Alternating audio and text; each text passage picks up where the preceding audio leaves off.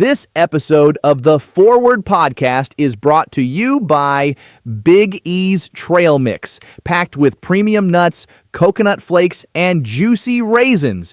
Big E's Trail Mix. It's dinner from a Ziploc. And by contributions from viewers like you. Thank you. Welcome to the Foreword podcast. I'm Casey. And I'm Pastor Ethan. Here we have real Christ-centered conversations that go beyond our regular scheduled services. From lighthearted fun to the burdens of everyday life, we're diving into what matters most together. So let's get into it. This is the Foreword podcast. First Church, how's it going? What's up? Classic finger point. I really just don't know what to do with my hands because we haven't done a podcast in a long time. We're out of practice. I guess what we're going to try and do here is maybe just like a life update because there's a lot of things happening in my life since we did our last podcast. There's a lot of things happening in Casey's life since we did our last podcast, and a lot of things like mutually that have happened in our life. So we're going to talk about those things. And because you may notice we have no Ollie. We don't have any Ollie on the table. And it's not because we want to be sponsored by Ollie Pop. It's just that we were addicted to Ollie Pop. Yeah, like we have a dedicated fridge, especially for the Ollie. The Ollie Pop fridge. Yeah. Today's podcast is sponsored by Ice Mountain. Ice Mountain. Ice Mountain, the official water of the MLB. Yes. And so that's what we're drinking today. We're drinking water. With the best cap in the business. Yeah. Yes. And if I took it off because it makes a lot of noise, a lot of extra noise on the pod. It's like slurping noises and sloshing noises. So I was like, well, I'm not going to do that.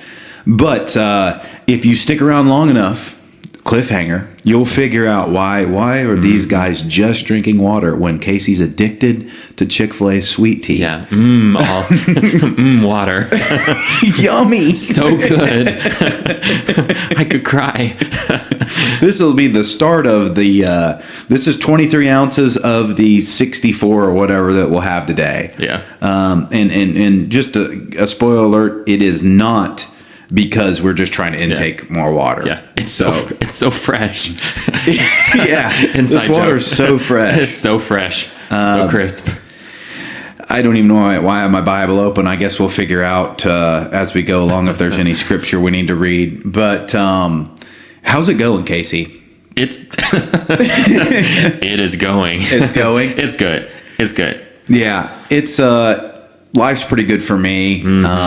It's been a roller coaster the last few weeks or whatever because most people know I had my child or my wife. I guess my wife had my child. Yeah. So and that was kind of it's good times in the Smith house. Yeah, exactly. So she's 5 weeks old today. The cutest thing ever. Yeah. Oh, yeah. I mean, of course, I'm biased, but she's there's so many times I'm like, you're the most precious thing alive. Yeah. Or that has ever lived besides Jesus. Yeah. So, but I have a personal bias already. Yeah. But I mean, I look at all these other people's kids, and I'm like, I shouldn't do that. I shouldn't say that. But that has to be how most parents are. Oh yeah. So at least I'm just kind of following in line. Like if I didn't love her like that, then. What would I do? But as an outsider that's not her parent, I can attest to the fact that she is legitimately very cute. Thank you. Thank you. We get a lot of good reviews. So yeah, 5 stars. Yeah, 5 stars. Ethan's baby, great baby. Yeah. 5 stars on Yelp. Yeah. Throughout the day, she is a great baby. Last night, I didn't get to sleep till 4. So if that tells you anything about how sometimes having a baby is, basically. She doesn't want to get put down a lot of the times. Like she doesn't want you to lay her down. She just wants to stay in your arms. Yeah. And so you try and put her down, and then she'll fuss like 5 seconds later, and then you're like, "Oh my Lord, help me!" Last night I was fighting for my life. I don't have a baby, obviously, as most of you know, but I do have a nephew, so I do remember that eventually they do go to sleep. Exactly. Yeah. And if you let them play really hard when they get a little older, then they sleep really well. Yeah. And Casey's been bragging recently about the fact that he's getting like lots of wonderful, like 8.5 good solid hours of sleep. Yeah. Because of some of the changes he's made in his life, which we'll talk about. But so I guess a little bit of the backstory of how Winnie got here. I'm not going to tell the full story because it's pretty long. But essentially, Winnie was supposed to be born on the 6th of July. And I kind of knew, well, that's going to cause the podcast situation to probably go down for a little bit. But now I'm hoping today's is the first day of like a resurgence, so to speak. But she was supposed to be born on the 6th. And on the 26th of June, we woke up Friday morning. Lacey's like, I think I've been having contractions. We timed them. They're like 5 minutes apart. But she's like, I don't feel terrible. So I'm like, okay, well, let me take a shower. We'll just get, we already had like a go bag and all that stuff ready. So we'll get that together. We'll get that put in the car. I already had the car seat in there. And I said, we'll just get breakfast on the way because, you're not going to be able to eat again if they check in. So we had Burger King on the way.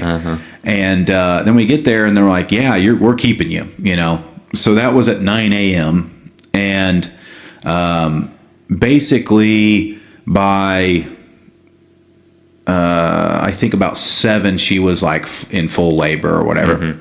Yeah, because you texted about, I think, 9:30 or 10, and we're like, hey, I think we're going to have a baby today. Yeah, that was like, I was like, let's do this, you know.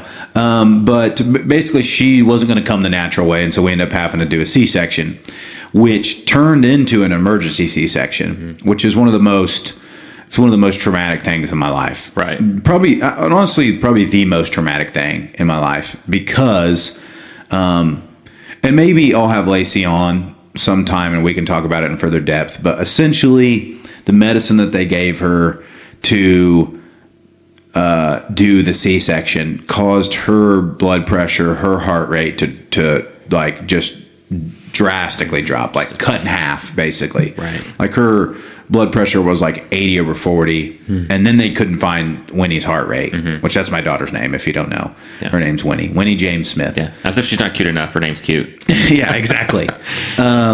Which I didn't know. I thought Winnie was kind of like a more of a progressive name, or not a progressive name. That's a terrible, but like a more of a new age name. But it's actually an old name that's like made a resurgence. So like Winnie the Pooh, for example. Okay, yeah. Was 1926, so 100 years ago. Yeah. Well, I mean, you can't go wrong with Winnie the Pooh. Yeah. I mean, exactly. Winnie the Pooh is wholesome. it's classic. I don't think there's Classic ever wholesome. been a problematic thing about Winnie the Pooh, thankfully, until somebody gets a hold of it to make it problematic. But I'm Keep sure it together, Disney. yeah, I'm sure it's coming. But what was cool about that, just to make a little side quest here, is I had to go out to get some contact solution because they didn't have any at the hospital. And the Time magazine was 100 years of Winnie the Pooh. Really? That was the cover of Time. I was like, I think I'm going to get one of the magazines. They're running until like the 14th of August. You should. Just as like a keepsake. That's awesome. So anyway, Lacey's heart rate, blood pressure cuts in half, and then they're like looking. They have this little Doppler thing, and they're like looking all over Lacey's stomach, trying to find Winnie's heart rate, and they just kept picking up Lacey's. They're like, that's the mom's, the mom's heart rate, that's the mom's. So they just were like abandoned. They threw everything off of her. They had to like put her on emergency oxygen. They threw all that because her oxygen went to 80, which is like you should be intubated if your oxygen is at 80. So they threw all of that off there, and they just all rush out of the room. And basically they all rush out of the room. The cleaning lady comes in to clean the room out in between the time that they're gone and I've been in the room, like just praying, bawling my eyes out, begging the Lord to save both my Because you have no idea what's going on, other than they've rushed her out, and now you're just left there by yourself. Yeah, and thankfully my mom and Lacey's mom didn't leave. Like we told them, hey, this is going to be a drawn out process probably now because, it's just not going like the way things should be. And they were like, well, we just don't think we can leave. We were just worried about them driving at night. And Thank the Lord for moms, Yeah. So I don't know if it was discernment or just their desire to, see the child or whatever.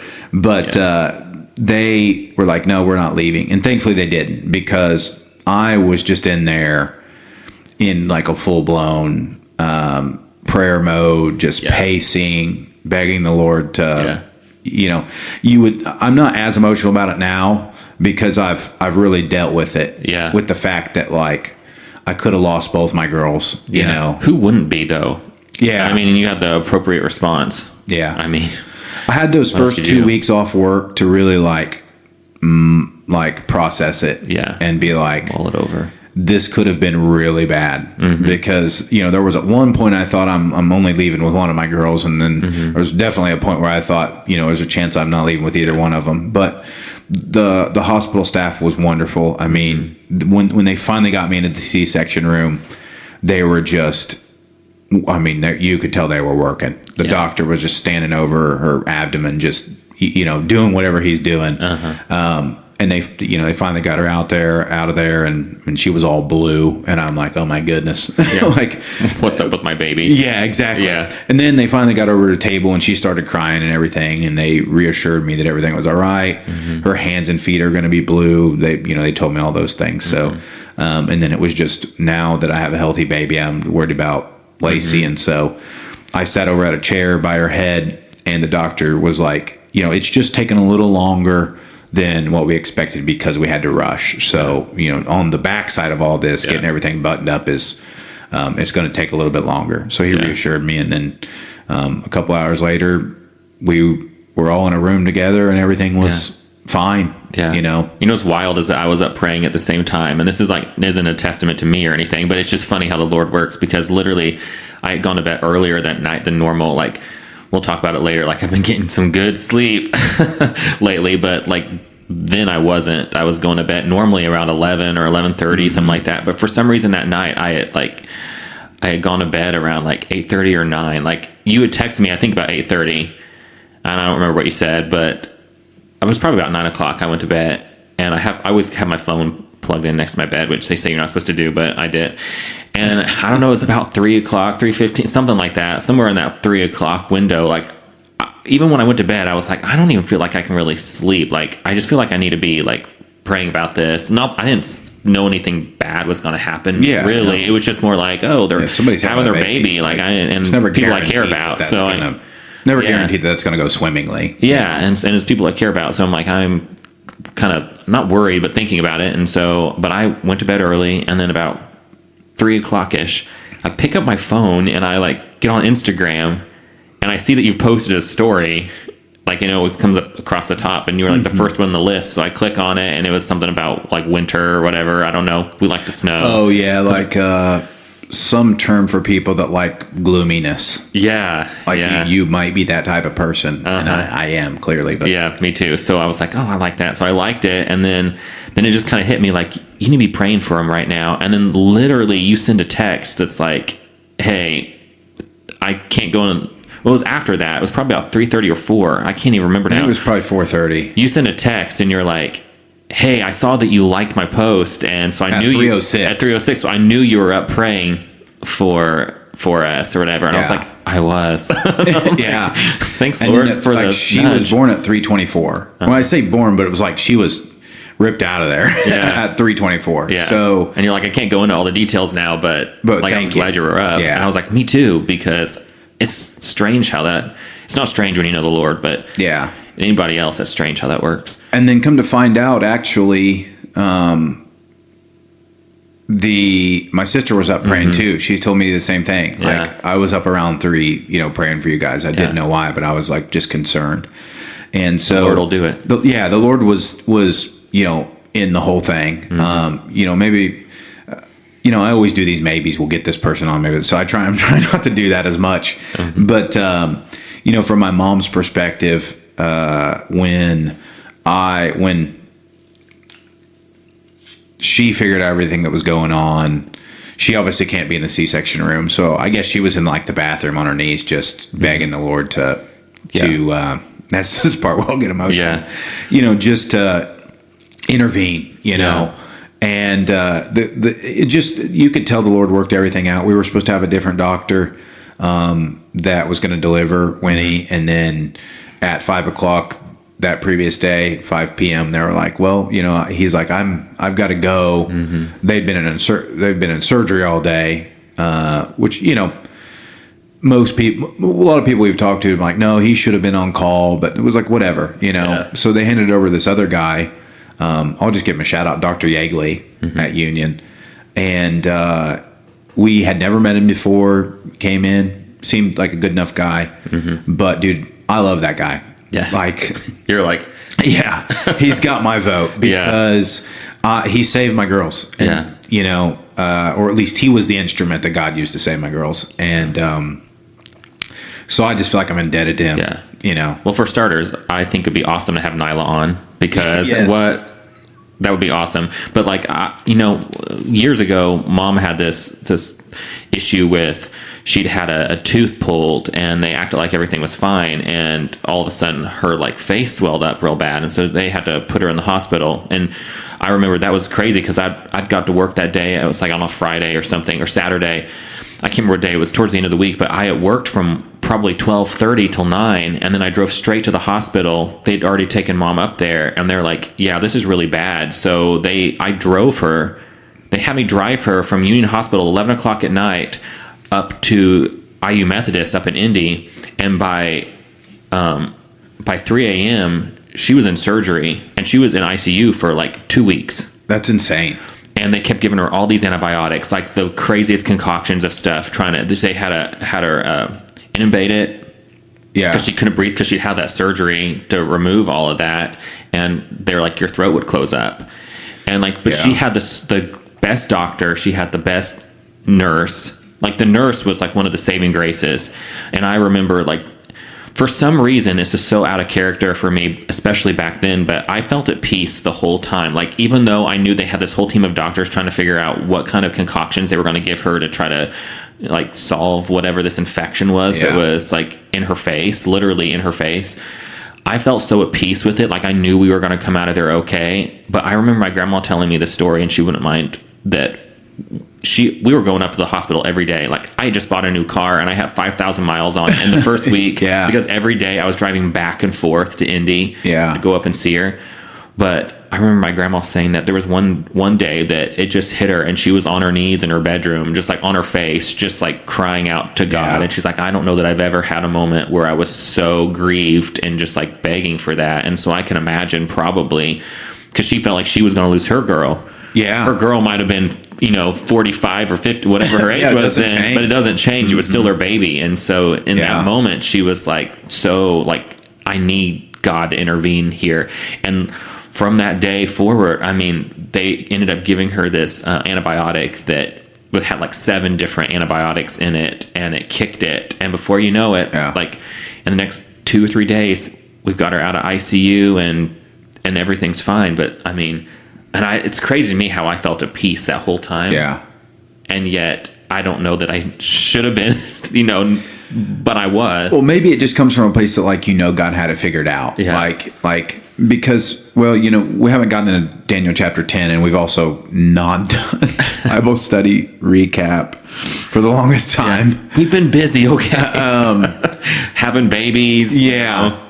Doing whatever Casey's whatever doing. I'm doing, trying to do stuff when he's not here. But what I love is in Daniel chapter 10, Daniel's praying and fasting for 21 days. And the angel comes to him and says, from the moment that you began to pray, God heard your prayers. Mm-hmm. And I was dispatched as the answer. Yeah. God answered the prayer 21 days before, knowing that on day 21, the angel would arrive there, and that was going to be the answer to the prayer. Yeah. So whenever we pray, God has an answer for it, right? It may not be exactly what we think or exactly what we want, but I just love that idea that God answered the prayer the day that Daniel prayed. Yeah. That's when it was answered. But it didn't come, because I wonder how many people have prayed for something for 5 years, and God's answered it the day that they prayed, and there's just a certain time that he knows that the prayer is going to actually come, come through. In the meantime, we wait, right? That's the answer to the prayer in the meantime. Or we worry when we're not supposed to. Yeah, exactly. We sit in there and we twist our hands. Yeah, you got 2 W's, right? You either worry or you wait. Yeah. And the Bible says, not that they that worry in the meantime that the Lord will renew their strength. This is those that wait upon the Lord, Yeah. he'll renew their strength. Well, it's like I keep thinking about, we talked about it in Bible study the other night, but the verse from Daniel, I want to say it's, I know it's in chapter 1 of James, but I think it's like verse 14 or something like that. Don't quote me on it, but go look it up. It's not a long book, but it talks about don't be double-minded. Like if you believe that, if you ask the Lord for something, you have to believe that if it's in his will, that he will do that. And so, I mean, I'm so guilty of that, of like praying and begging God for something and then going away from it and saying, well, I hope that happens. I hope he listens to it. I hope he heard me. Like he does hear you. Don't be double-minded. He does. Easier said than done, but it shouldn't be that hard, but it is. And just, I think that's a good point to say, like, just because you haven't received the answer to the prayer doesn't mean God didn't hear you. Because you have people that like, God's not listening. I think a lot of newer Christians kind of struggle sometimes with that. It's like, well, when I pray, I just don't feel like God's listening to me. And then when you get older, you kind of go through the same thing. You're like, I feel like I'm praying God absolutely hears your prayers. That's what, we know that. Because Christ gave us that avenue, you know what I mean? Like he is seated at the right hand of the Father, making intercession for us, So the Bible talks about boldly going before the throne room of grace, What better of an advocate, than Christ himself? Exactly. Yeah. If you put it in that perspective, it's like, there's no better advocate than Jesus. Yeah. Yeah. Well, and the thing I think about is like, with that guarantee that God heard you, so why are you worried in the meantime? Yeah. Like if there have been times in my life, and I just think about like my own dad, right? I asked him a question and he's working on something, right? And I asked him a question, he's working on something. He heard me the first time, right? So it's not that he didn't hear me. It's just that he's not ready to answer the question yet. Right. Yeah. And so, and it's not that he doesn't care either. It's not that he doesn't care. Yeah. Right. It's just that he's not ready to answer me yet. And so, I think about God in that way, like, and for my dad, it would be like, oh, he's too busy. Like he's just busy at the second and then he'll get to me. That's not the way God is. Like he's not too busy to answer your prayer. He just knows exactly when it needs to be answered. And so God absolutely hears our prayers, and it just may take a while for that prayer to be answered. Maybe you're not ready for what he has for you yet. Exactly. What he has is so much greater than what you think that you're wanting. Yeah. And he's like, I got something better. Just give it a minute. And there are certainly going to be prayers that are prayed that the Lord answers after we pass. Like, Hebrews 11 points to this fact that the things the people of the Old Testament were seeking, they never got to see come to fruition. The thing they hoped and prayed for, the Messiah, never got to see it happen, though they prayed for it earnestly, Yeah. And you go, there are going to be some things that we pray for that after we're gone, God answers them. And no is still an answer. Yeah, which is hard to hear, because if there's something you really, really want and it just never happens, and you're like, well, I guess the answer was no to that. But I think a lot of times it's timing. Like I was thinking about in one of the devotionals this week, it was about Abraham and Isaac, and it's just Abraham was old.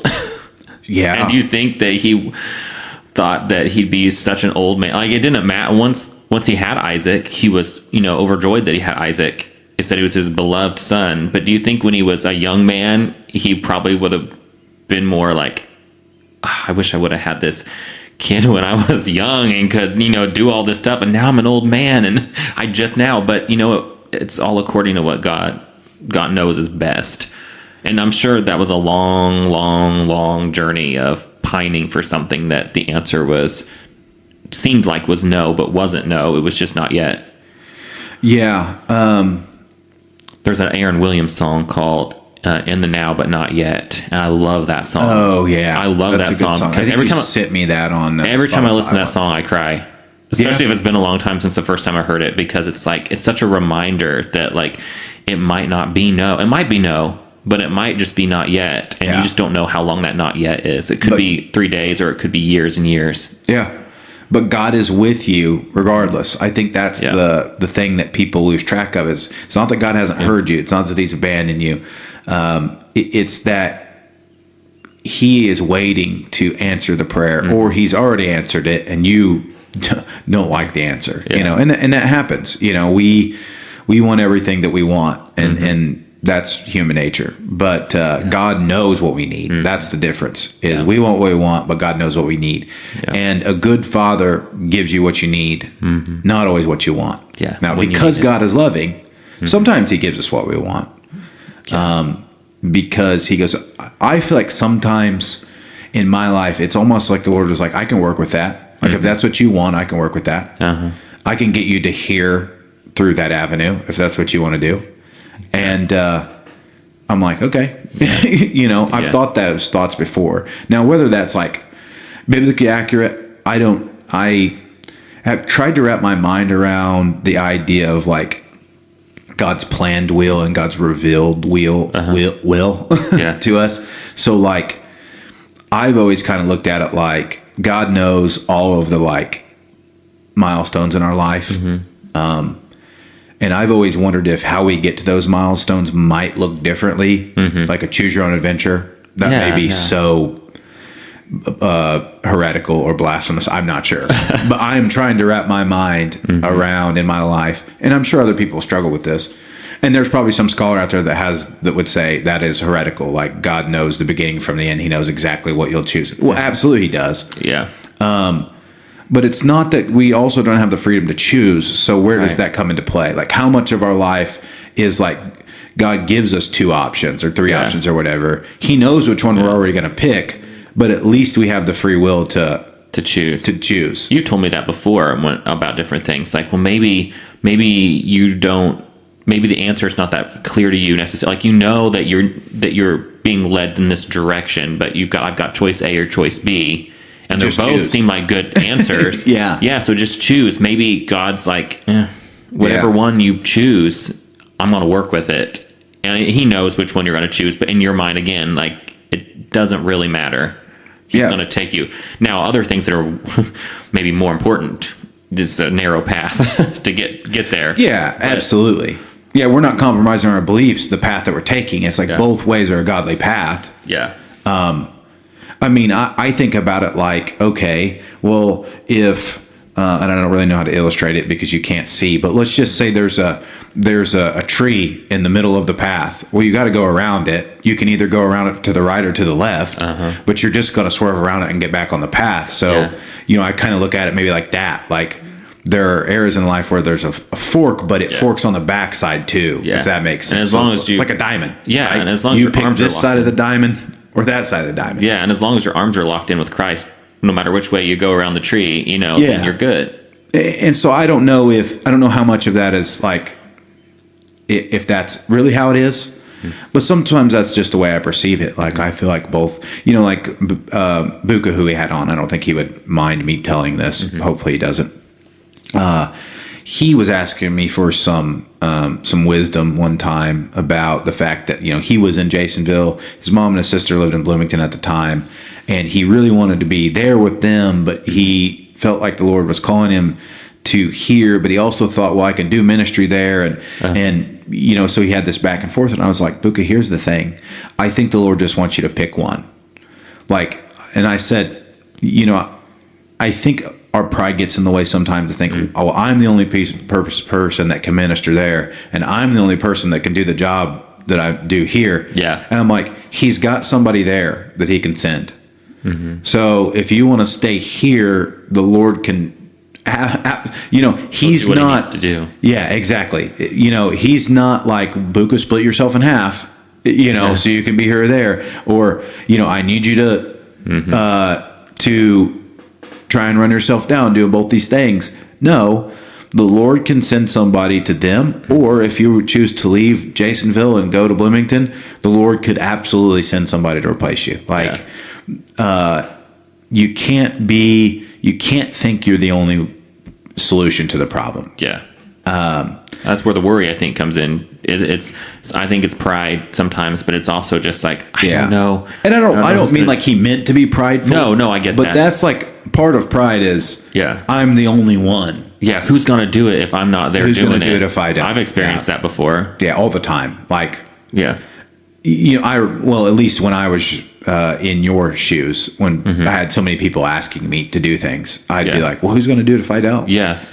And it was not out of a place of like anger, but out of a place of like worry. Like, Yeah, worry and experience of knowing that, Yeah. hey, there's been a few times that I haven't done the thing and it didn't get done and it needed to be done.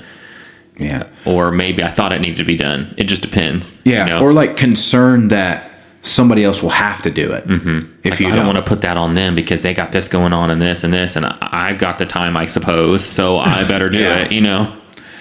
Yeah, and that's a tough place to be in, but it's crazy that that's rooted in pride. Mm-hmm. Is just this idea that like I'll take on everything because I don't trust that God can handle it exactly with somebody else. Yeah, and so, and there would be people that would disagree with that statement, but that's part of the pride is thinking that you're the only one that can, Mm-hmm. And when I think about that, I go, okay, well, I don't want to be that type of person. Now, there is a way that looks that you're actually just truly concerned, like, Mm-hmm. but that's when you have to pray, like, send somebody to do that. If I don't feel like I'm supposed to or that I can, Lord, I just need you to send somebody to do it. Yeah. Because he absolutely has an answer to that. Mm-hmm. I think one thing I want to touch on, too, is that we also have to understand that God answers prayer through medical intervention, right? Yeah. So you have these people, you have Christians that don't go to the hospital. Like, they don't go to the doctor, they don't go to the hospital. They like, well, if you have enough faith, the Lord will just heal you. Like, but could you imagine your mom with her jaw situation? Yeah. Like, It would have ended it very would have, poorly. yeah, she would have hadn't- passed. I mean, The Lord gives wisdom to know Exactly. that you need medical help. I always think, like, when I talk to people, like they have a procedure or they have to go through something, medically. I always tell them, the Lord can't answer. Like, the Lord heals people, I believe, in three ways, right? Either it's a miraculous healing, he just takes it away. Medical intervention, which God can absolutely use, doctors, nurses, like, he gave us them for a reason. Yeah. If we believed that we just needed to have faith, there would be no Christians in the medical field. Mm-hmm. Because why would you? Right. Well, you're just supposed to have the faith. Why do you even need a physician? Yeah. Well, God gave us physicians for the purpose of healing us Yeah. through them, so that they can receive the blessing of knowing that they've helped. Yeah. Like, it's like that's their thing. Yeah. That the Lord has called them to, and then you pass. Yeah. But for a Christian, that's the ultimate healing. Right. Right. You're perfectly renewed. Mm-hmm. And so those are the three ways, miraculous healing, either medical intervention, or you have it long enough that you pass at an old age, or whatever it was takes you out. Yeah. And that's the one we don't like, obviously, is the take you out part. But man, for a Christian, you just have to be reassured that, and you hear people talk, well, they're in a better place, they don't have any pain anymore, like all those things, but it's like, that is true. Mm-hmm. Like, sometimes what's best for a person is, the Lord says, your body's tired. Like, I'm going to bring you home where you don't have any pain. And it's selfish of us to say, well, I wanted to keep them here. Yeah. In their human suffering, you wanted them to suffer so that you wouldn't have the grief. You know what I mean? Yeah. Like, how selfish is that to say, I don't want you to suffer so that I don't have to suffer? Exactly. There's I think it's or I want you to suffer. There's like a Queen Elizabeth quote I've seen before that says, like, grief is the price we pay for love. And it's like, if you truly love them, then you want them to be able to go home to their father, and your grief is the cost of that. But I was thinking of the story my grandma always tells about how my great grandma, she was super, super strong Christian, and she's the one that Dave talks about, was sitting on her porch and saw him across the road mowing and was like, I need to pray for him. And then the mower almost got his foot.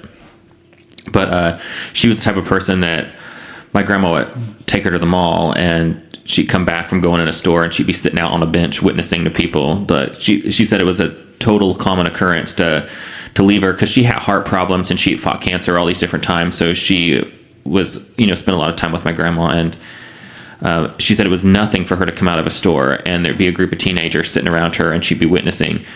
But one of her heart surgeries that she had was going to be a pretty major surgery that, a lot of people didn't make it out of. And my great grandma Shirley, she asked the surgeon, he said, "Do you have any questions before basically we put you out?" And she said, "Yeah, do you know Jesus Christ as your Lord and Savior?"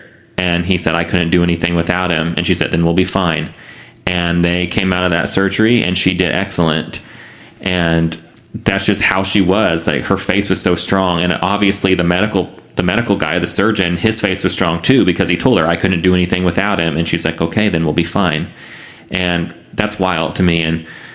And I remember they always tell this story, like when she passed away, like she was going to die on my birthday when I just turned 1, and she was going to die on my birthday, and she didn't want to die on my birthday, so she fought it and fought it and fought it. And then after midnight came, my grandma said, Wow. She said, "It's not his birthday. It's not Casey's birthday anymore." And she basically, within a few minutes, it took her last breath. And that was it. And that makes me emotional a lot of times when I think about that, especially on my birthday. I think about that every year. But but that's who she was as a person. She was so rooted in Christ that it just like oozed out of her. And the fact that she told that surgeon, though, like, do you have any questions? Yeah. Do you know Jesus? And he said, "Yes, I do." And just to be able to be like so close to the Lord that you're like, "Lord, can we delay? Like, I want to come home, but I don't want my grandson's day to be a day of grief, birthday to be a day of grief." So she passed away on November 23rd.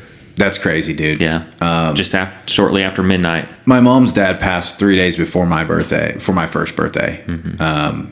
And so that's always, and it's like right around Thanksgiving. So it's kind of hard for my grandma to like, have the joys of Thanksgiving and, a grandson, and then, but also, grieve her husband at the same time. I also think of like my grandma Marcia. My grandpa passed away the day before their 50th wedding anniversary. Man. And, they were going to take a trip to Alaska. They were going to do all these things, and and because they always love to travel. And I mean, to get that close and then, for that to happen, I know that's so hard on her, and it was hard on all of us, but it was especially obviously hard on her. And I think of that, often. But yeah, I mean, because then to the celebration of having been married for that long, a lot of people don't get that, that amount of time together. And so you have you wonder, you question then, like, why, Lord, did it have to be like that? Yeah. But then it goes back to like, he had it seems hard to say, but he had a plan. Yeah. And he knew better. I think that's like, we had actually a sermon 2 Sundays ago. I would encourage anybody to go listen to it, not because I gave it, but I just thought it was so relevant to the Christian life about suffering. Yeah, suffering as a Christian. About choosing Christ and the contentment and the strength that he'll have for us, regardless of whether we're in the mountain or in the valley or on the mountain, or however you want to put it. Yeah. One of those Christian analogies. Basically, whether you're going through hard times, it's like being in a season. Or joyous times. Yeah. We all know how I feel about season of always talk about seasons. Yeah, if you're in a season where you're in the valley. Yeah. I always think about it as a roller coaster, actually. Like, you have the dips and the highs of a roller coaster, and that's life. The highs and lows. Everybody experiences that. Yeah. There's a song by Aoden King called Highs and Lows. It's so good. Yeah. Go listen to it. Yeah. Good stuff. It's wonderful. Speaking of the Daniel stuff, we've mentioned Daniel. We've mentioned that he prayed for 21 days. Yeah. We have mentioned that we're only drinking water at the moment because we're off the Ollie. Yeah. Ice Mountain, again, the official sponsor of the MLB.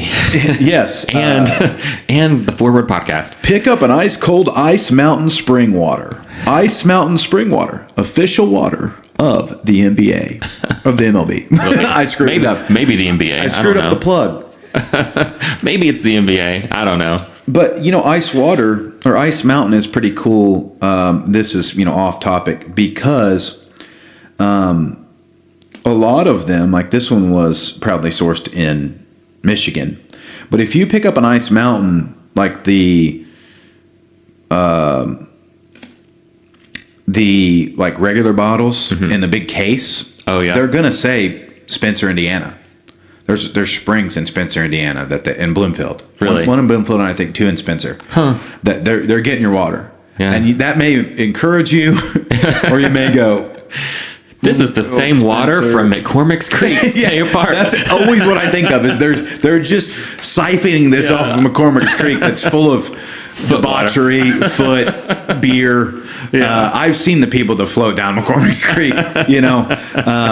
It's stuff that's been abandoned that people didn't want the police to find. Whatever it is. But this is from the White River. That's the other thing I think about is like. But anyway, that was. So why are we drinking water?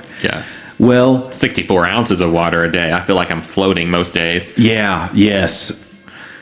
I would say I'm going to go back as far as probably 2 months ago. I was praying about, because I'm having these stomach problems, I'm having these head problems, and just really unhealthy in general. I'm like, Lord, I want to be able to run and play and do all the things that my daughter's going to do. And I just feel so inflamed and sluggish, and it's like none of this is good. And so I just felt like I got to make a change, and then the more times that I would pray about that, like just sluggishness and stuff, I feel like the Lord was like, Daniel fast, Daniel fast, Daniel fast. And not that I think that the Daniel fast is the solution to, like, I don't know that the Daniel fast is going to be the thing that heals my neck or that heals my stomach by any means.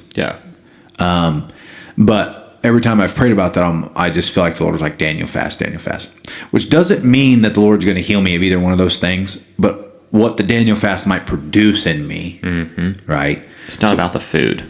Exactly. It's not about the system that you're using. Now, I think my gut feels a lot better. Oh, yeah.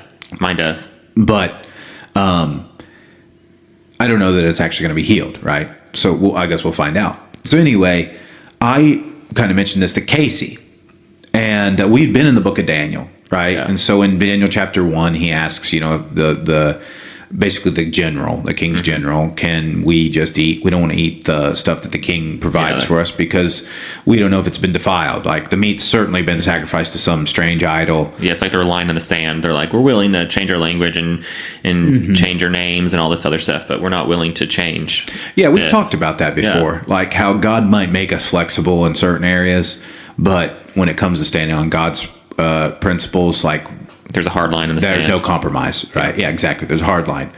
And so they made that hard line, and they did a 10-day veggie fast, basically. And on the other side of it, they were strong. They were stronger than the king's men. And so they kept allowing Daniel and his friends to eat that way if that's the way they chose. And that's what they did. And then in chapter 10, it talks about how Daniel was praying and seeking the Lord for 21 days, and how he basically kind of did the same diet. Like he didn't eat the rich things that everybody else was eating. I think some translations call it pulses. Yes. Instead of vegetables, they'll say he ate nothing but pulses. Yeah, which is like a fruits and vegetables, basically. Fruits, vegetables sort of thing. I always think of it like pulp. Like something that if you were to put it in a blender and grind up, it would make a pulp. Yeah. Like carrots, everything like that. And I mentioned it, Casey, and I don't know, you can speak to this. How long is it just when I mentioned it to you that you thought that might be a good thing to do? No, it's funny because, I like bookstores, so I like to go into the bookstore, and I don't want, I just wander around. Very rarely do I actually purchase a book. Same, dude. Like, sometimes I will, but most of the time I don't. Can I stop you right there? Yeah.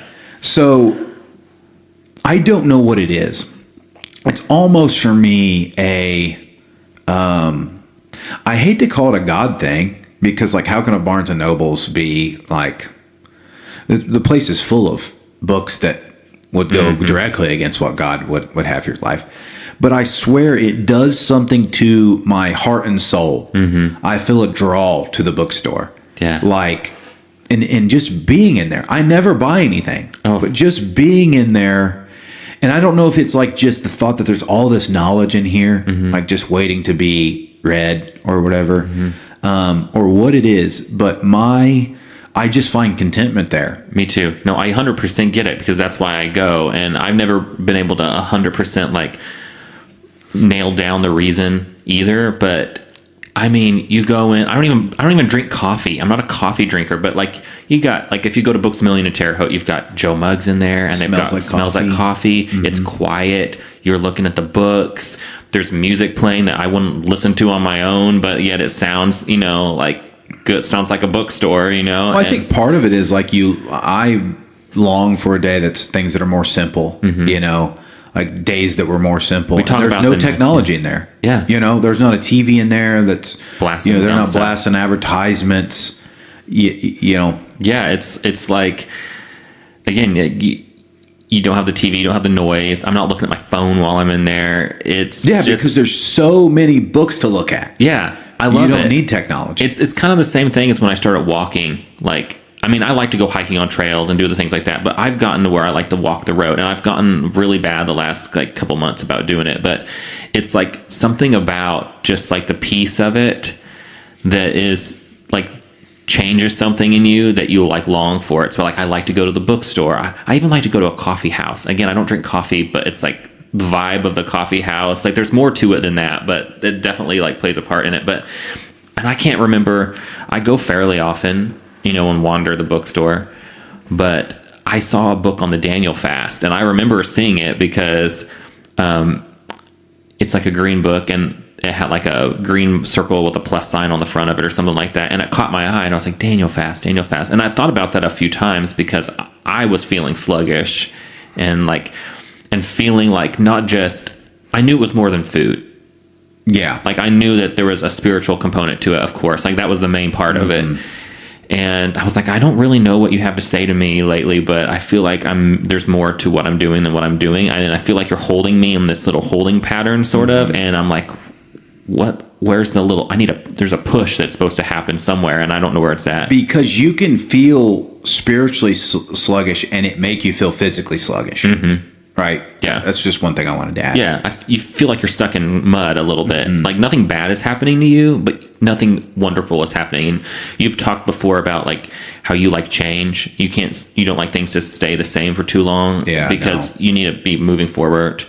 And that's kind of where I felt like I was. Like, I feel like I'm in a season, but that doesn't mean that in a season you're sitting doing nothing. Exactly. Like I think it's clear that in that season you're supposed to be like progressing towards actively waiting. Yeah, actively waiting and doing things like for the kingdom in that time. So anyway, that's a long-winded way of saying I saw the book, and that kind of sparked in me a thought like, I wonder if I could do that. I don't know if I could do that. That seems like a lot for somebody that doesn't eat a lot of vegetables and eats a lot of chicken sandwiches. It seems like a mighty ask, but yeah, my something. Base vegetable is the potato.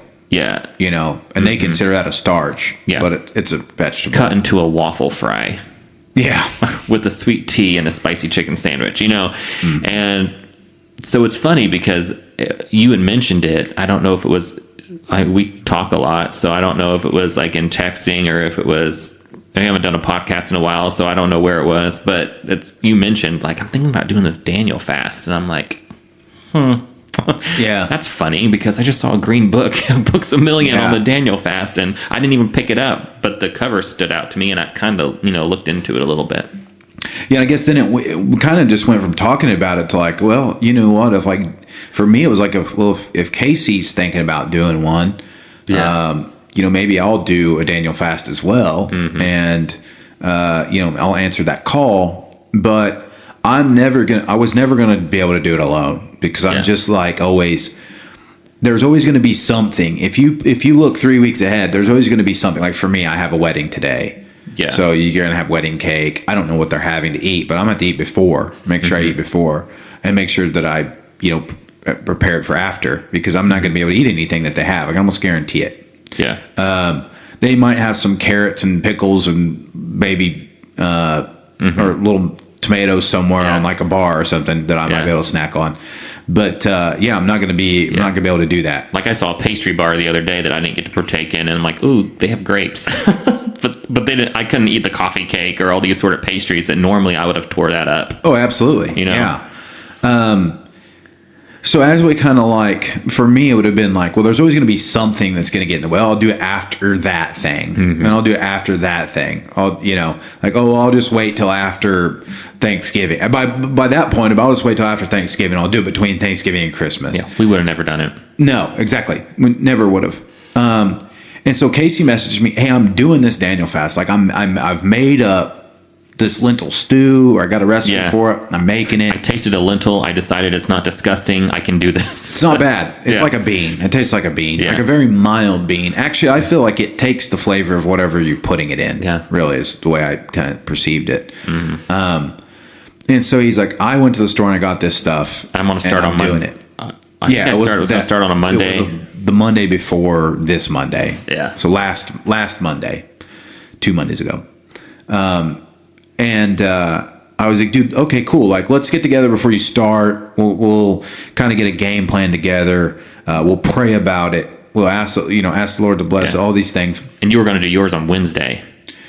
Yes. I had planned to start mine I'll start mine on Wednesday. Because something was happening on Tuesday. And see, this is what I mean. I was waiting until after that Tuesday because my nephew's birthday, I think. Or something like that. Oh, it was you were going to Arthur.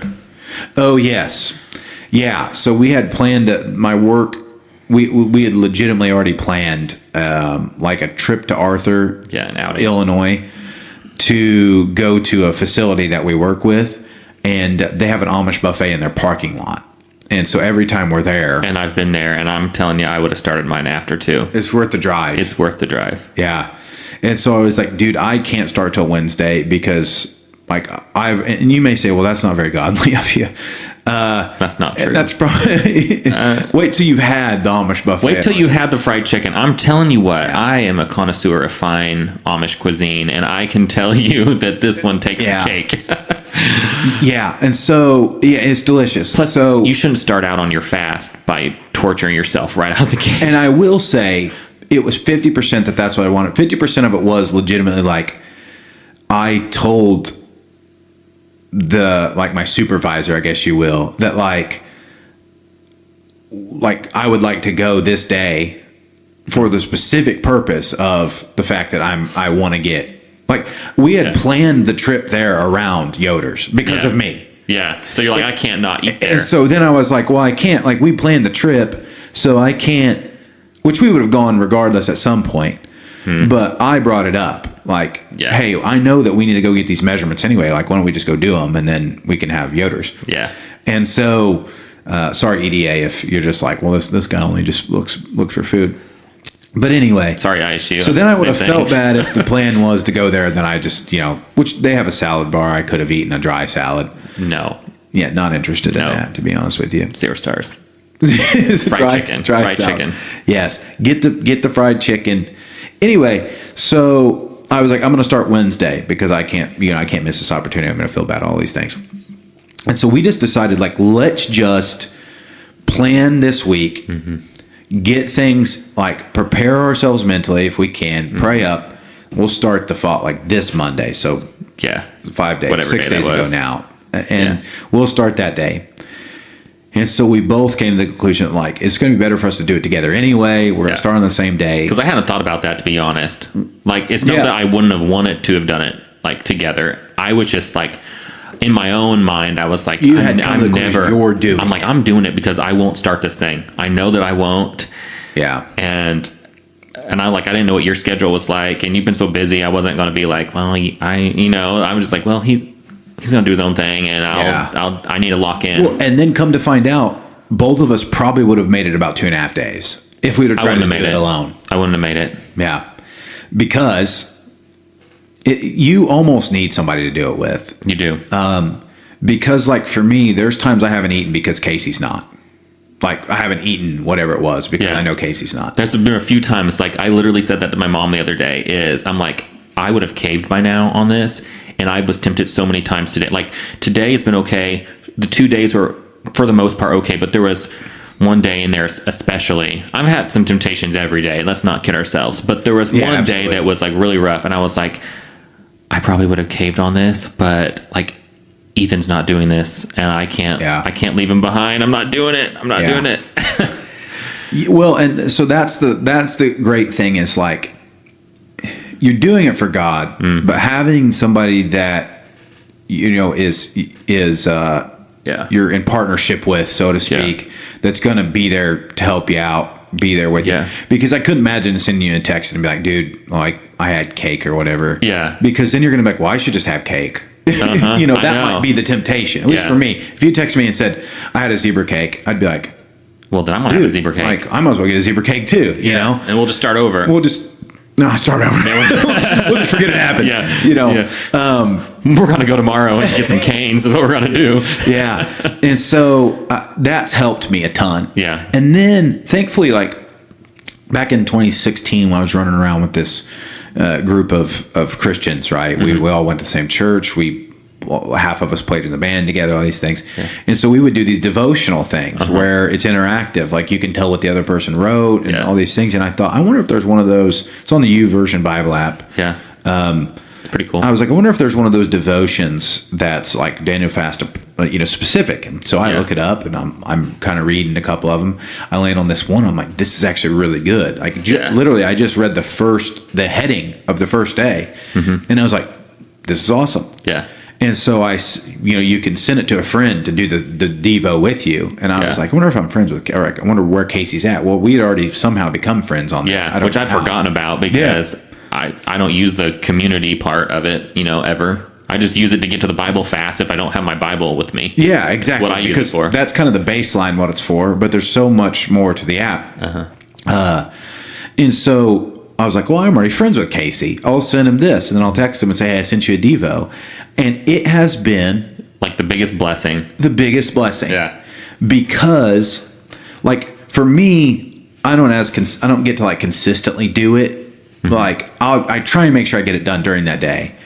But for me, I always am like reading it at the time that I need it. And it has been so great to remember what the Lord spoke to us that day through. It's almost like they put it together. I know they put it together for what we're going through, the Daniel fast, but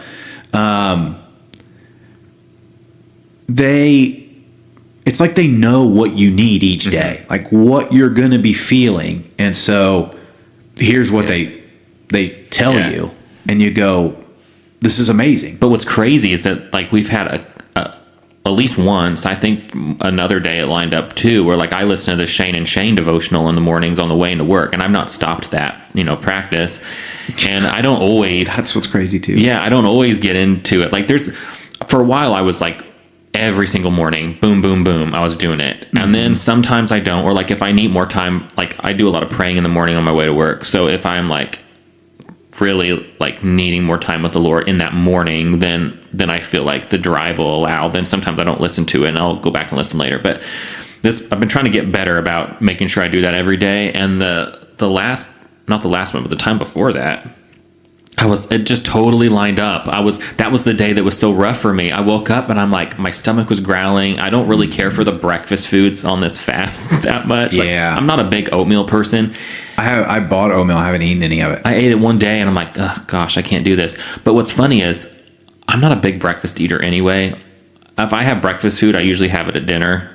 I really just don't do breakfast. So I shouldn't have been feeling like I can't have breakfast because like, dude, you don't have breakfast most of the time anyway. But that morning I was like, oh, gosh, I don't want to do this. Like I want to do this, but I'm hungry and I just want a biscuit from Hardee's or something, and so that morning I didn't turn on the devotional yet. I did some praying first, and I was like, Lord, are you really calling me to do this? Like, am I wanting to do this, or like have you called me to do this? Like, what's the deal? Do I just want a biscuit? Like, this is so dumb, but like, do I have to do this? Can like tell me that I don't need to do this because I don't want to do this. I was whining. I was literally whining to the Lord. Give me the escape. Like, give me my out. Find me the exit. I want. And then literally I turn on the Devo and it's like, man cannot live by bread alone. Bread alone. Yeah. Your sustenance comes from the Lord. And I'm like, thanks. I hear you. Yeah. And so then I sent it to Ethan. I'm like, you got to listen to this Devo. I don't know if you're going through the same thing I'm going through this morning, but you got to hear this. Yeah.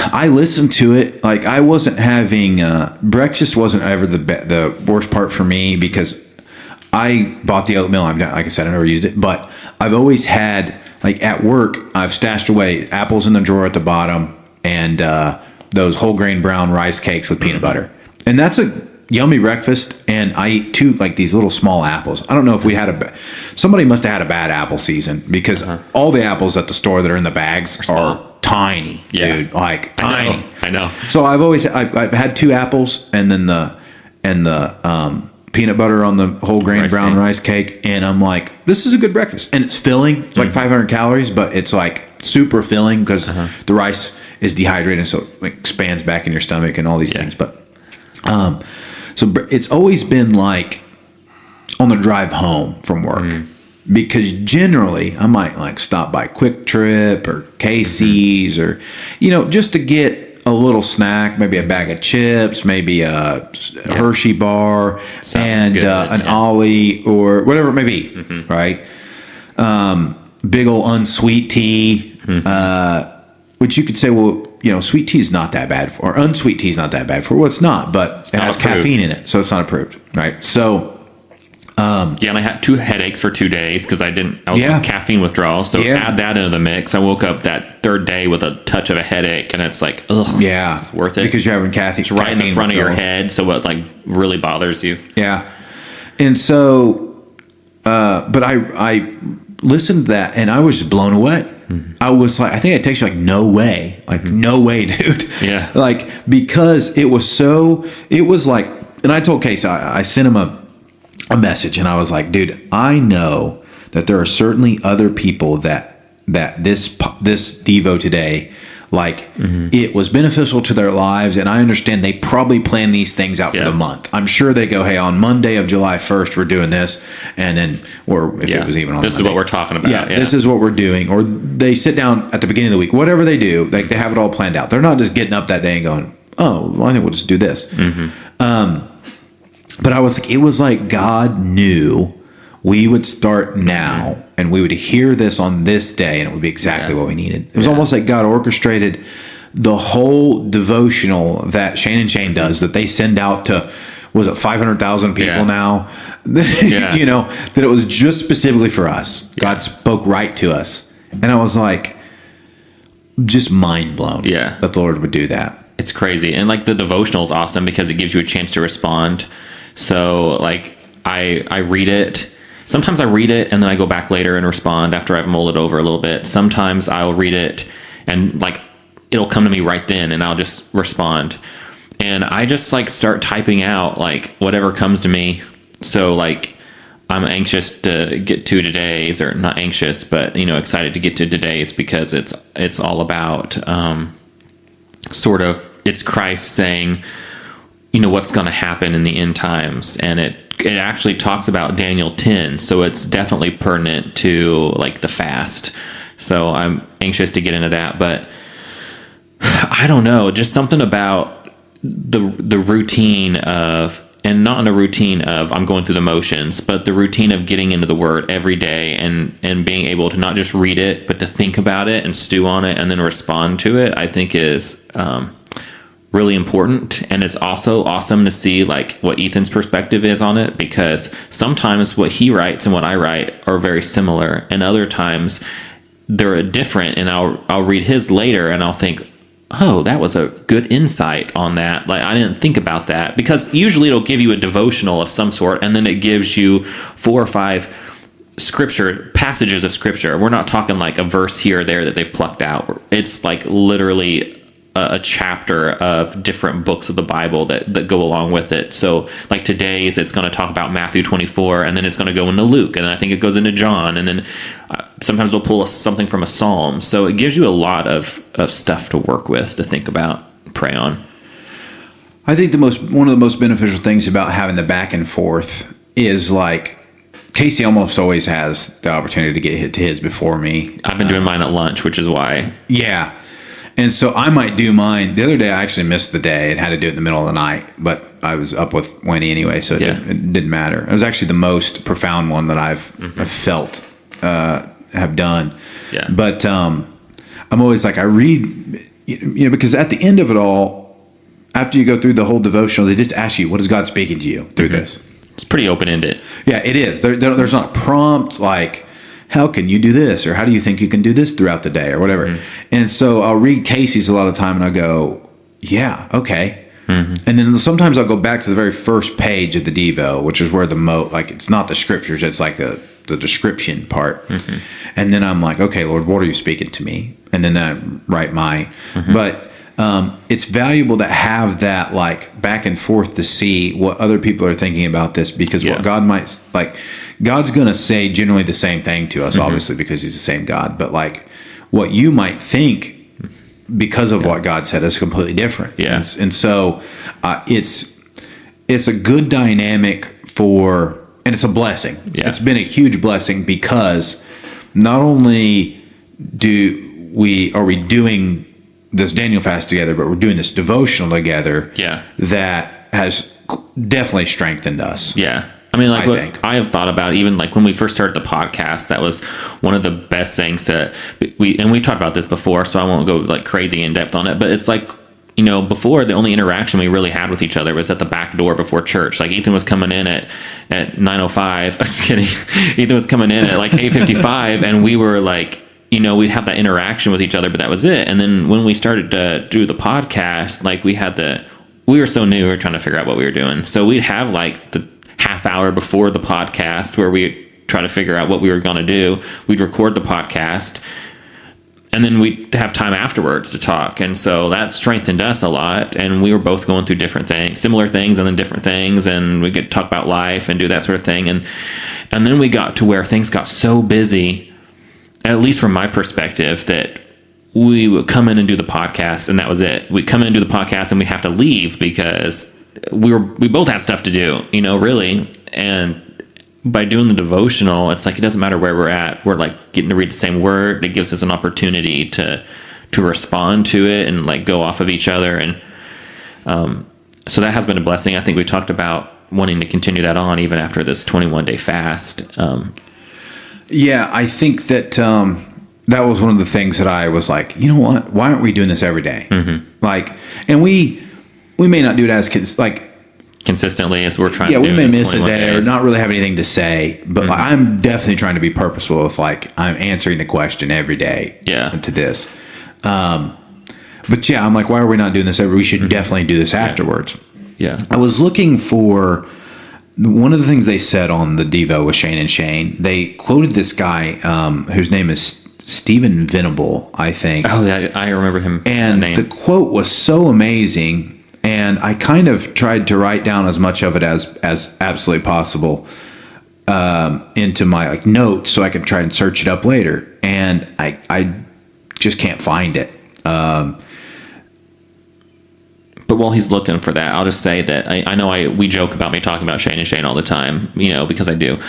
But seriously, if you've never listened to the Shane and Shane devotionals in the morning, if that's the only opportunity you have to get into the Word, it's more of a worship devotional than just like more than anything, because the idea is that you find time in the day. For most people, it's in the morning, but you find time in the day to worship God through singing. And so they always find a section of scripture. Sometimes they have different pastors on, different people on.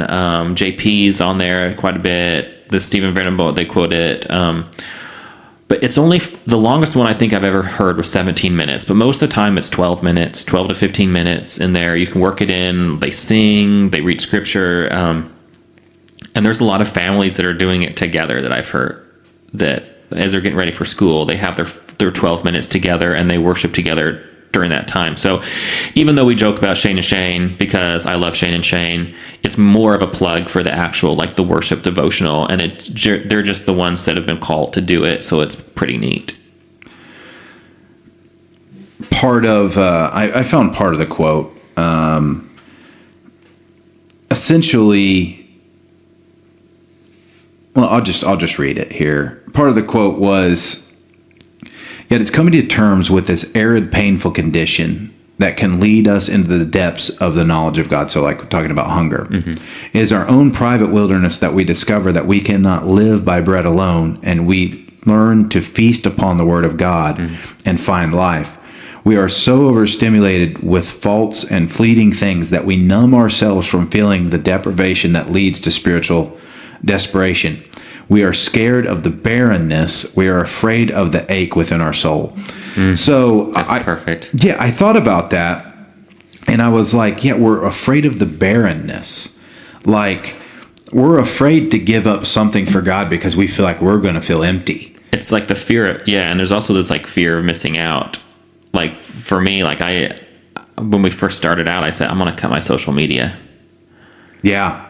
And I didn't even think about that. He didn't even think about it. He's like, bro, I didn't even think about it, but I'm going to do it too. Yeah, and I immediately deleted my apps. Like, me too. Don't need them. It's been the most amazing thing. Seriously, I can't even begin to describe to you the freedom that I feel like I have from getting rid of these apps. It's so ridiculous. I've thought so many times that during this fast, like and I knew, that's the other thing. I knew that it had a hold on me, but it was like an addiction. It was so difficult to get rid of. And it wasn't that there's definitely some doom scrolling and things like that, but I think there was more to it than that. It's the constant like feeding of like doomsday news that you'd read and just dumb stuff and arguments and things that it didn't matter. And when you cut that out, I'm telling you right now, I've been sleeping so good at night. The only time I'm on my phone is looking up Daniel Fast recipes. I mean, looking to see if something's Daniel Fast approved. Yeah, I still text people and the Bible app, but otherwise I've not been freeing on my phone. And it's been so freeing. I think if anything comes out of it, there'll be more than that comes out of this, I guarantee Absolutely. you. But if it was the only thing, it'd be worth it. And I pray that continues after this. Like, I don't plan on getting any of those apps back at all. Me either. I don't need them. No. Like, I have a photography page on Instagram, so I might bring it back up just so I can post my like I post for the church, but I found out there's a business page that I can use, and so I just get on there and post on the business page, and I don't have my personal stuff. Here's what it replaced was people don't get together to show people, here's a picture of my kid. This is what she was doing the other day. Yeah. Instead, you just post on social media and go, well, now my friends can see that my kid's doing okay or whatever. Yeah. Like, it took away the togetherness. Yeah.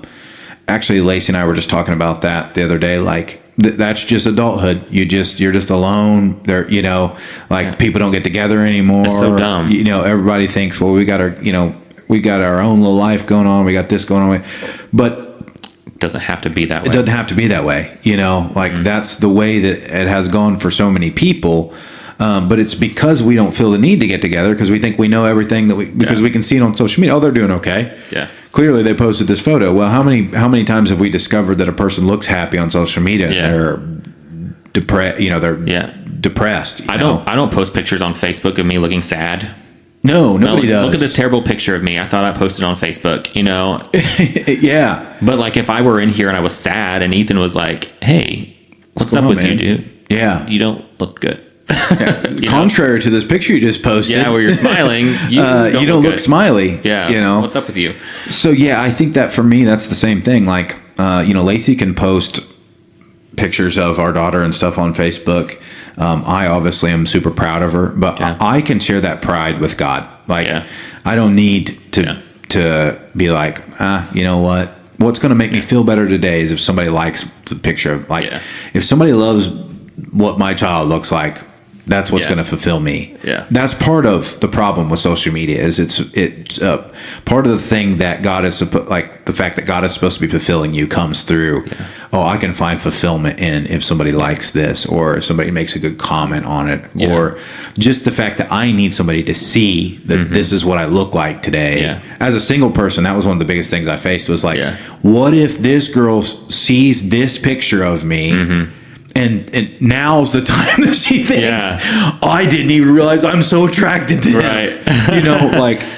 Or you think of like, what if there's the picture? What if there's like, for me, I'm single. I'm like, what if somebody is interested and they don't find me out on social media? Or like, am I just going to be in this little silo where no one can ever find me? I'm like, do you really want to meet? God could never send you somebody any other way. I have never had a good experience with an online situation. So I'm just here to tell you that I shut all that down and I'm like, the Lord will send her to Clay City First Church. Not really. Side quest. The problem with Tinder, Bumble, Hinge, all those things is Garbage. there's somebody better than you on there. Mm-hmm. So they might talk to you until they find the better person. Yep. And it's the same thing as refreshing your Facebook feed, only you're dealing with people's lives now. Exactly. You're scrolling through people. Yep. Dopamine. Boom, Dopamine, boom, boom. dopamine. Match. Yeah. Oh, that person's attractive. Yeah. And I do. The problem is that they may think that person's better than you, but those apps are so physically attractive based that like it's just that they found somebody that they feel like is more attractive than you. Yeah. Now whether their character is better than yours, remains to be seen. Yeah. remains to be seen. Like Lacey could have married somebody way more attractive than me, but she likes my personality, so that plays into it where you go, when you care about the right things. Yeah. And I have just been so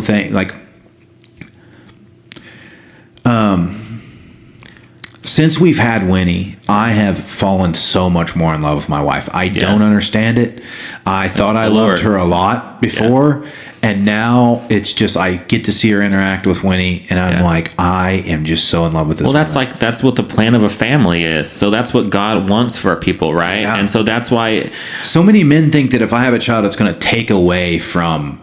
Which I'll admit, like we don't spend as much time together alone anymore because we have a baby. Yeah. But if you think that you're going to have to sacrifice because you have a child, like it's a sacrifice that God designed for you to make, and it's actually fulfilling to do so. That's why we've got these issues, and I mean, we don't need to go off on a tangent, but we've got these issues of I fully believe that the devil, the enemy, is trying to break up the family in the world and in the country, and you see these things with abortion and all these different things, and it's literally because God is glorified in the family. When you're with your wife and Winnie, when you're with Lacey and Winnie, and you're together, like God is glorified in that because that is a gift that He's given you, and it glorifies Him.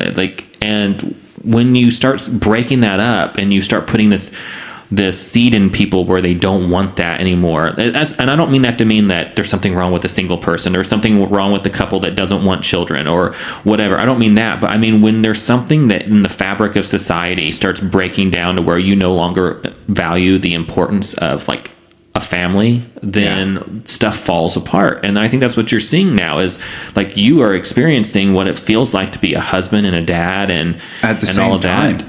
Yeah. And it's one of those things that it's like because God designed it the correct way, it's fulfilling. Like it's beautiful. It's a wonderful thing to witness. Now, am I losing sleep and all these things that are tough about parenting? Absolutely, I'm experiencing them, but it doesn't outweigh by any means. It doesn't even compare to like the goodness of just holding your child or just watching your wife interact with her.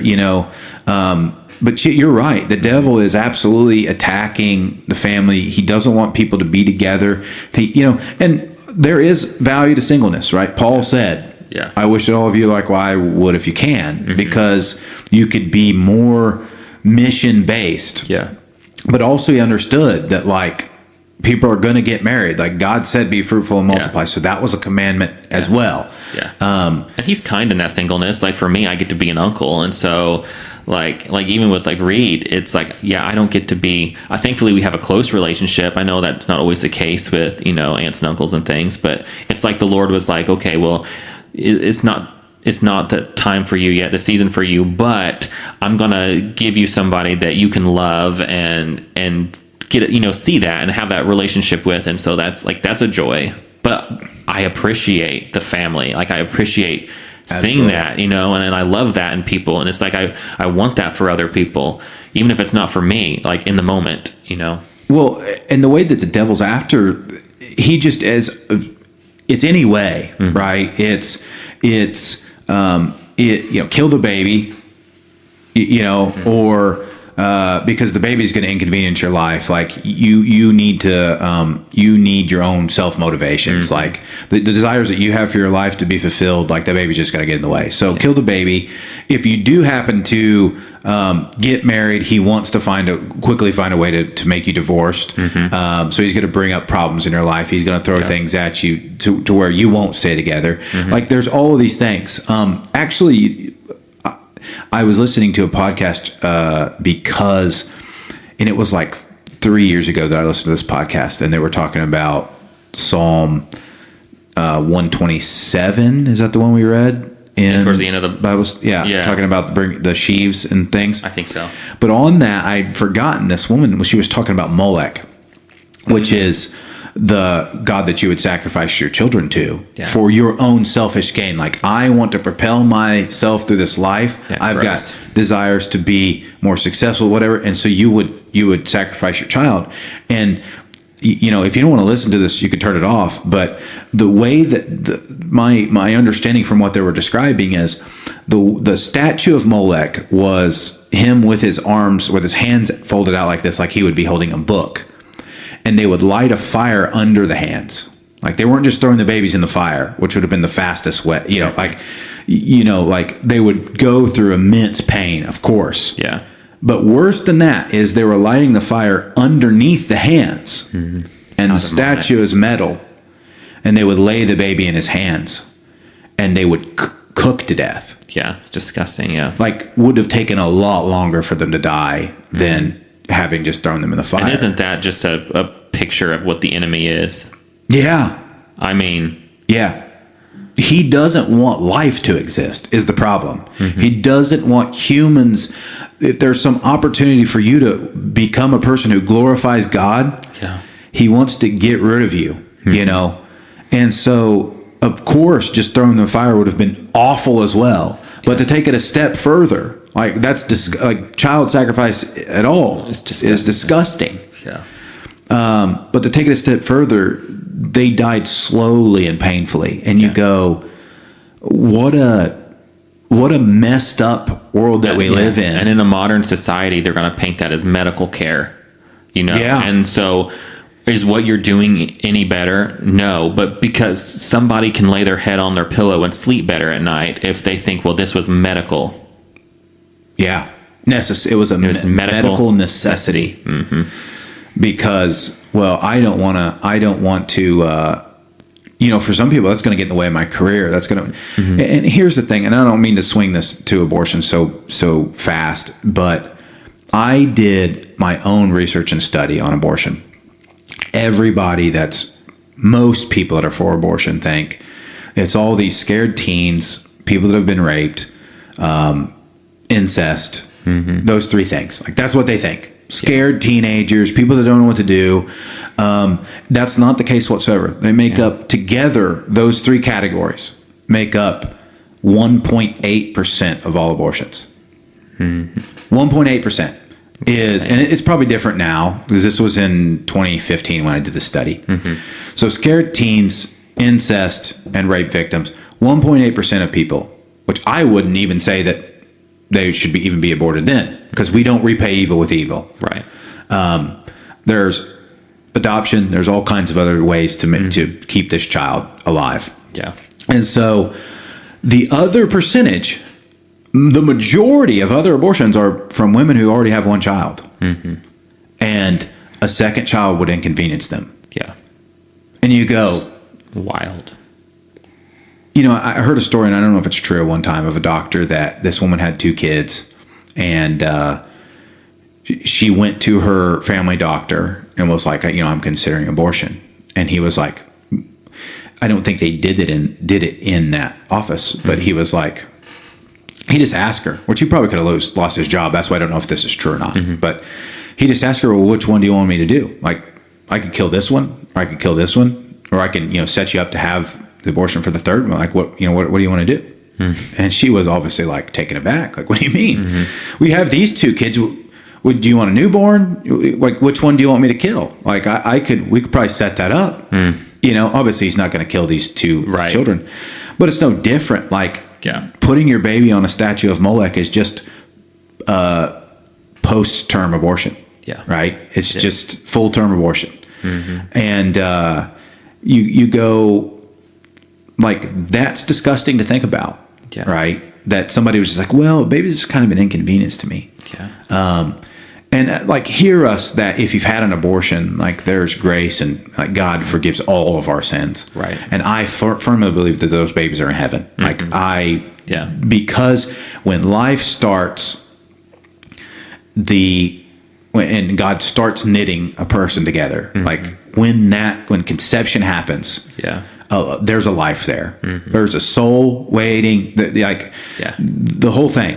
Yeah. And so all of those babies are in heaven, thankfully, which is such a dumb tactic by the enemy, because he's like, we got to get rid of these children, but they're all going up to glorify God. Like they may not have been given the opportunity to glorify God on this life, but for eternity they will. But he also knows that eventually, if you have any heart at all, the mother that has done this is going to experience the grief from it. Yeah. And again, it's his way of like, okay, I'm going to make you think you're doing this thing, and it's still going to bring you so much heartache and pain because he doesn't care.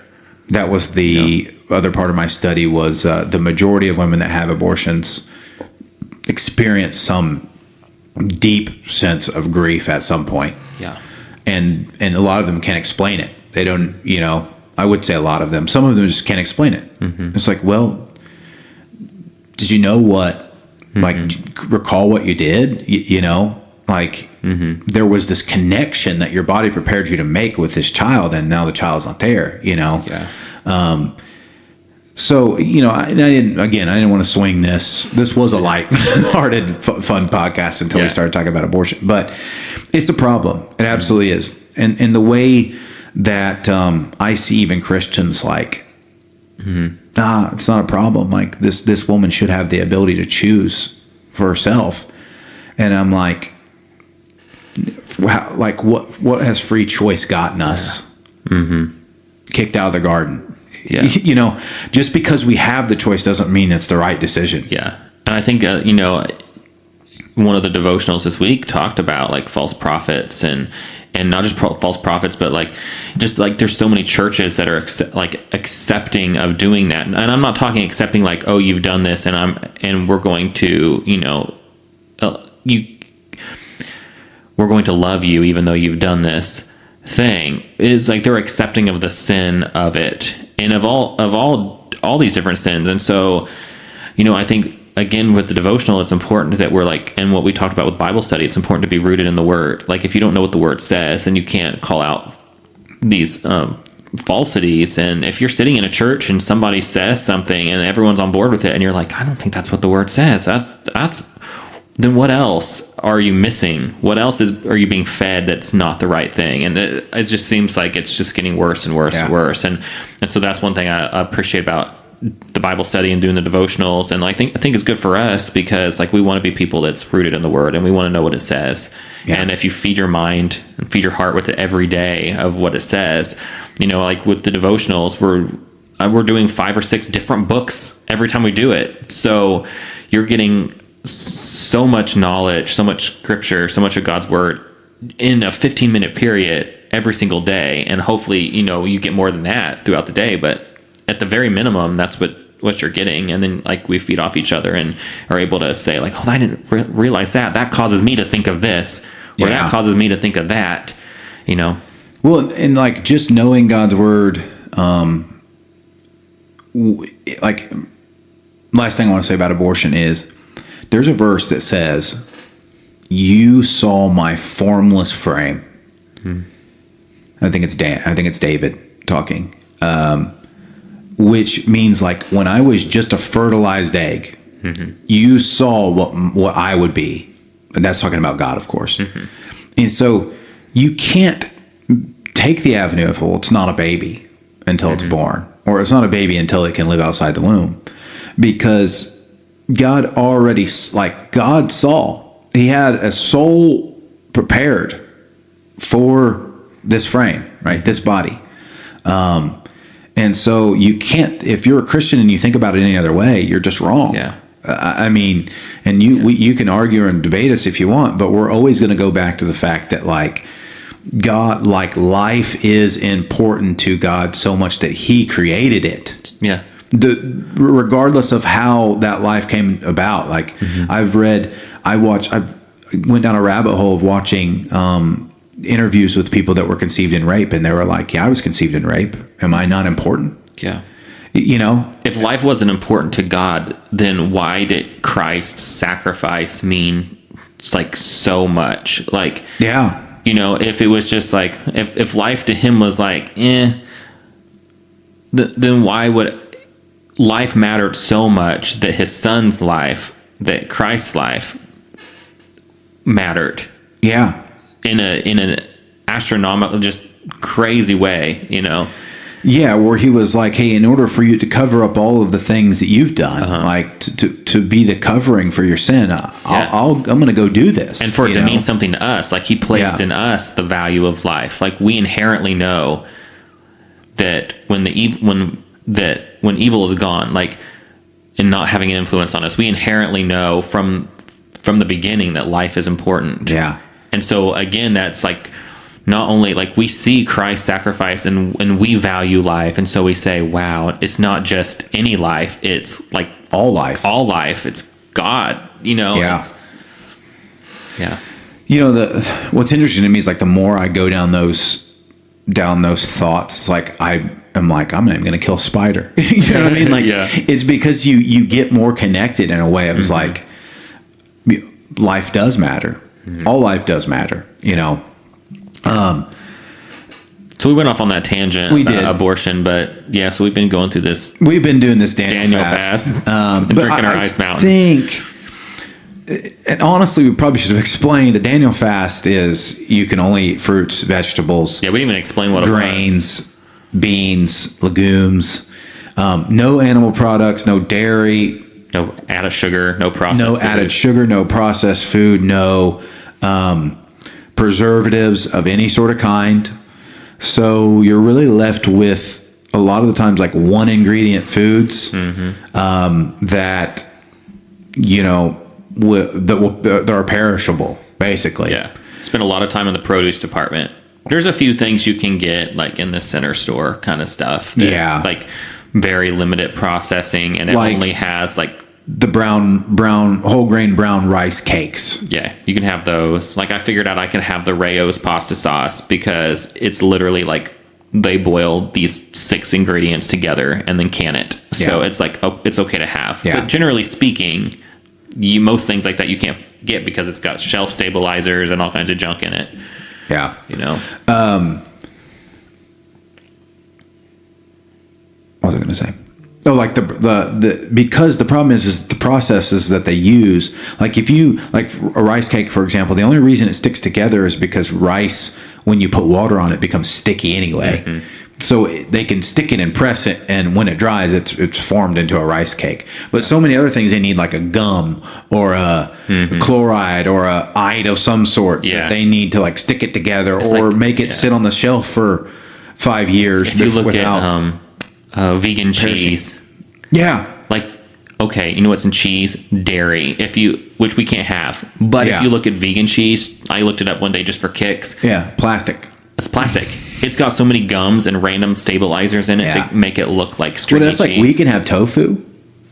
Like some tofus. But it's like, what's the process that they go through to make a tofu? Have you seen or tasted tofu? It's like... I've looked at it, and it was enough. It's like flubber. There's a SpongeBob episode. I can't believe I'm quoting this, but there's a SpongeBob episode where literally I remember they're making Krabby Patties with this goop, this gray goop. And I'm like, and they're painting it to look like a cheeseburger. And I'm like, that's tofu. Yeah. I'll not be eating that. Yes, exactly. I'll stick to my potatoes and my carrots. Meat, and, like I think your body would rather eat a cheeseburger than to eat this impossible meat stuff. Yeah. But regardless of that, like it has to be like really natural or organic. Again, no animal products, all of this stuff. And so it just makes it difficult because we live in such a fast-paced society. Yeah, it's a where pain. you can't just pick something up and go. Thankfully, lots of fruits are mobile. You can take them on the go. That's one of the good things. And nuts. Yeah. That's been my saving grace is the fruits. Like if I'm hungry, I can grab an apple. There's a day I ate 4 apples. Yeah.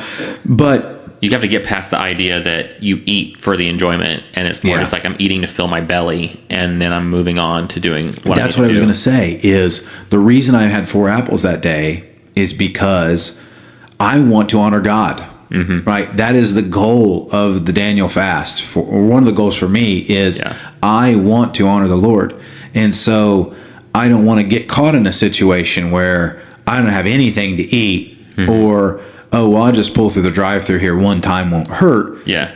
I got an apple. Yeah. Like you can have an apple if you're hungry. Yeah. And again, there's an accountability thing. Like, again, like I think if I do this, like Ethan's over there, like trying hard to stay on this. So I'm like, I'm not gonna cave. I'm not gonna, which I wouldn't want to anyway, because again, we're doing this for the Lord. So it's and for our own spiritual, like, to lock in and do what we need to do. But there's definitely a component of it. Like if it was just a random person too, like if it was a random person that I was doing this with, like some stranger on the internet, I'd be like, yeah, I don't really care about them. Like I'm gonna go eat a cheeseburger, but I'm like, I can't do this. Yeah. I'm gonna lock in. Yeah, that's my friend. Yeah. That's my brother. I can't let him down. Yeah, I'm gonna keep going. So it truly does make a big difference. One thing about this Daniel fast, and I want to read this. I believe it was inspired by the Lord. It was also heavily inspired, just to be completely honest with you, by the book of Hebrews. Such a good book. Because Hebrews is just it's funny since we don't know. I mean, obviously God is the author, but we don't know who the author is. And I know people always say that it's most likely Paul or whatever, but it's funny that such a book that where I'm like, oh, this is so rich and so good. They're like, yeah, we don't know who the author is. It's obviously God, but yeah, obviously God inspired somebody to write it, but I think that's part of the goodness of it is like you can't say that it's this person or that person. So if you have a preconceived notion about Paul, you can't be like, this sounds like Paul. Yeah, that's just Paul. That's just Paul. Paul. Like if you're Methodist or something. Anyway, so this is just what I wrote in the middle of the night the other night on our Devo, and I decided to save it into my notes because I want to be able to look back at it. Is this the one that was the middle of the night one? Yeah. No, this was so good. And so it's not because I'm anything great. Again, this is inspired by the Hall of Faith. Yeah, but I needed it. It's inspired by just my own thoughts of like, this is what's crazy about this Daniel fast is like what we're giving up is so small. Yeah. It says, because the Devo was about Abraham and how he was willing to give up Isaac if that's what it took. Yeah. It says, what continues to humble me is the realization that men and women in the Bible were willing to give up so much to follow and be obedient to the Lord. For Abraham, it was his son. He knew God had a plan and that God could even raise him up from the dead in order to fulfill his promise that Abraham's descendants would be as many as the grains of the sand on the shore. He knew God's plan was better even if it wasn't exactly how he thought it would play out. For Moses' mom, she gave up her son, placing faith in the Lord that he would take care of him. For Shadrach, Meshach, Abednego, and Daniel, they were willing to give up their own lives to serve the Lord with proper reverence. For Hannah, she gave up her son just for a chance to have one, and faithfully delivered him to the priest Eli when the time had come to make good on her promise, knowing God's ways were above our ways. Elijah prayed for a drought, knowing that it would affect him as well, seeing how he lived in the land of the drought itself.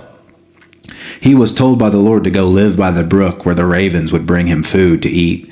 And so despite that sounding crazy, he went. And this is a quotation, and the ravens brought him bread and meat in the morning and bread and meat in the evening, and he drank from the brook. David stood up to Goliath, taking only a sling and a stone, because he could not bear for someone to talk about our God, proclaiming that today everyone will know there is a God in Israel. The apostles left home and career to follow a carpenter, whom they discovered was that living water and that bread of life that they so desperately needed. in the end, it cost them their lives. Christians in the early church, because they would not denounce Christ, were whipped and beaten, dipped in wax, burned at the stake, made to wear animal skins. It's good. Yeah. Made to wear animal skins in the Colosseum, where they were devoured by ravenous dogs. And then there's me.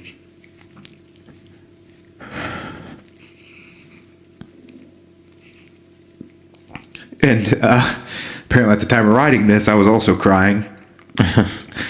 With tear-filled eyes, I wonder how was passing up an egg roll at the Asian buffet, or skipping out on a free lunch at work, watching the people around me eat what they will while I've had my stew and berries for the third day in a row.